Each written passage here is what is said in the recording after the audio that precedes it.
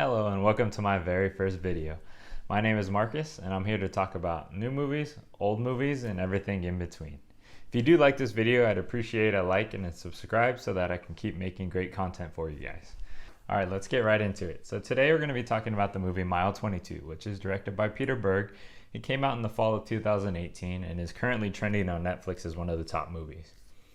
So a brief synopsis of this movie is it follows a secret CIA tactical team led by Mark Walhberg's character James Silva, who has to escort a Indonesian police officer that's defecting and has very valuable information. They basically have to transport him from a US embassy to an extraction airfield, and the distance between those two, you guess it, is 22 miles, hence the name of the film. I'm going to give you my take on whether you should watch this or not. Okay, let's start with the reasons that you should watch this movie. Number one, you love Marky Mark. Anyone that's a fan of Mark Walhberg will probably end up seeing this movie anyways, and if you enjoy him being like a professional badass with his signature Boston accent, you'll get plenty of that in this movie. I feel like most of Mark Wahlberg's characters you can kind of transplant between different movies and they're basically the same because I feel like he's just being himself. Maybe a little exaggerated here and there, but you're definitely going to get that Mark Wahlberg experience with this movie. His main character holds nothing back. There's actually a pretty crazy scene where he berates one of his computer people in the agency, and it's vintage Mark Wahlberg. Number two is definitely going to be the R rating. So I personally believe that most intense action movies really do need the R rating to get across that feeling of intense action. I don't like when they hold back if there's like a PG-13 rating. It honestly makes me feel like I'm not going to enjoy the movie as much if it's not rated R. Number three, Uwais made it into Hollywood. When I first saw him in the trailer, I was like, I need to see this movie. He is a certified badass. He's a legitimate national champion martial artist. If you guys haven't seen his movie, The Raid Redemption, you need to check it out. It's one of the best action movies ever. But I'll save that for a different video. But it was really exciting to see Iko make it onto the big screen. And he is a king of action. I feel like he's going to be the next Jackie Chan, the next Jet Li. He will definitely take over Hollywood with all his action.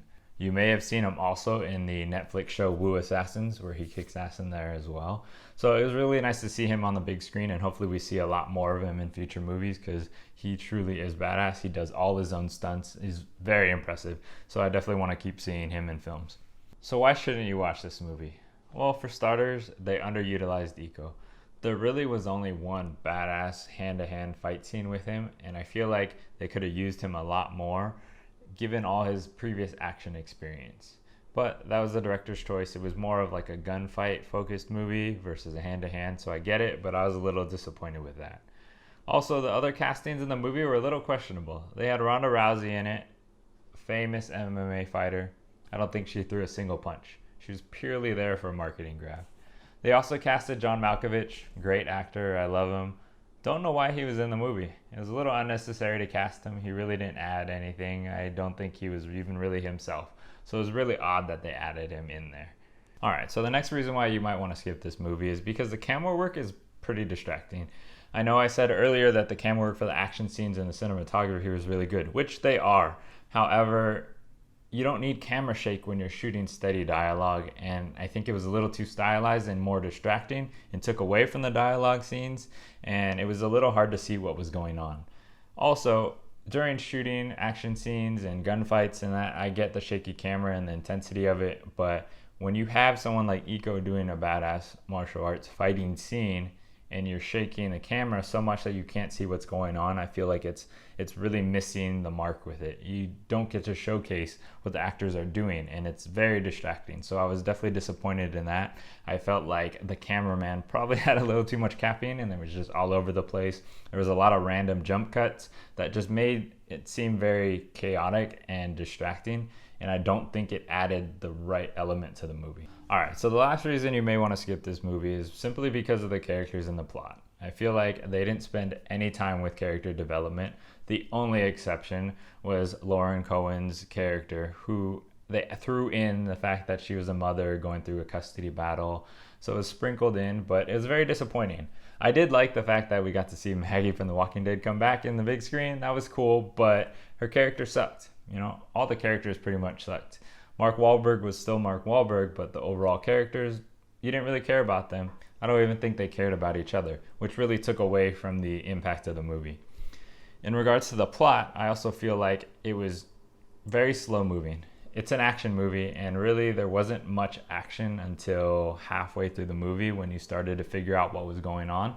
So I feel like it could have been placed together a little bit better. They also threw in these small little interview dialogues with Mark Wahlberg, basically referring to the events of the movie in the past as like a post interview, which also added a kind of confusing element, and I don't think it really added to the movie. I think they would have been better off just scrapping that whole idea.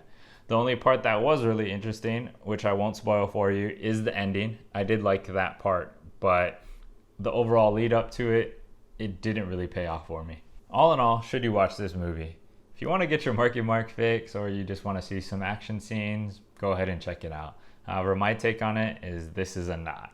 I would not recommend this movie. I feel like there was a lot of potential with it, but it really just didn't deliver with the plot. The action scenes were cool, but I feel like they really underutilized Iko, which was disappointing to me. I wanted more fight scenes with him, and I feel like they just really missed the mark with where they were going. The camera work was distracting. So I would definitely recommend that you skip this movie, but if you disagree, feel free to comment below. It had a lot of potential, I just feel like it didn't deliver. Alright, so that wraps it up for mile 22. Thank you guys for stopping by. If you did like the video, I would really appreciate a like and subscribe. I'd love to hear your comments. If you have any ideas for future movies you want me to make videos about, please comment below. And thank you everyone. Have a great day.